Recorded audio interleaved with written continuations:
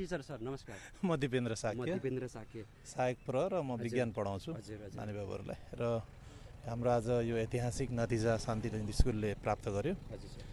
शान्ति नमुनालाई हामीले परिचित गराइराख्नु पर्दैन, पहिलेदेखि नै राम्रो विद्यालय हो।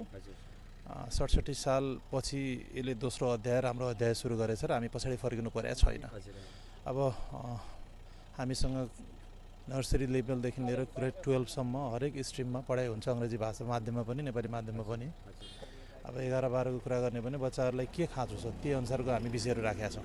जस्तै म तपाईँले एउटा कुरा जोड्न चाहेँ, अब सामुदायिक विद्यालय सरकारी विद्यालयमा अलिकति पढाइ त्यति खासै अब हुँदैन भनिहाल्को जुन एउटा ट्रेन्ड छ नि, अरू सामुदायिक विद्यालयले के भन्न चाहनुहुन्छ होइन? त्यो त्यसरी हुँदैन भनेर नलिगौँ सर। अन्य सामुदायिक विद्यालयहरूले पनि अहिले राम्रो गरिरहेको नै छ। त्यही हो, इच्छा शक्ति हुनु पर्यो, एउटा टिम स्पिरिट, समाज व्यवस्थापन समिति सबैको एउटा सहयोग मिल्यो भने चाहिँ पक्कै पनि सामुदायिक विद्यालय संस्थागत भन्दा कुनै हिसाबमा कम छैन है।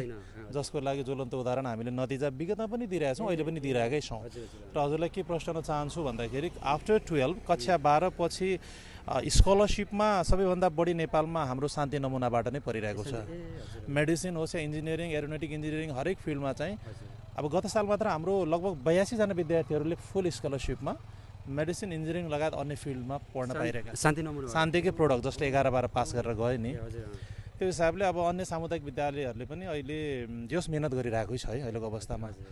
त्यतिकै बस्न पाएको छैन होइन, सबै टिमले नै तपाईँ होइन, हाम्रो टिमै छ एउटा। उहाँ संयोजक हुनुहुन्छ, कक्षा 10 को उहाँ 9-10 को संयोजक हुनुहुन्छ शेखर सर, धर्म सर। शान्तिको एउटा सुन्दर पक्ष भनेको राम्रो मिठो टिम छ सर, टिम भावना र समय हामीले धेरै दिन्छौँ विद्यालयलाई। आँखा खोलेपछि बेलुकी 7-8 बजीसम्म हामी विद्यालयको बारेमा नै, बच्चाहरूको बारेमा नै चिन्तन गर्छौँ, जसले गर्दाखेरि यो नतिजा हामीले दिन सफल भएका छौँ र आगामी दिनहरूमा पनि हामी पक्कै दिनेछौँ। Okay, thank you so much, धन्यवाद। एकैछिन हामी एकैछिन जस्ट वेट, हामी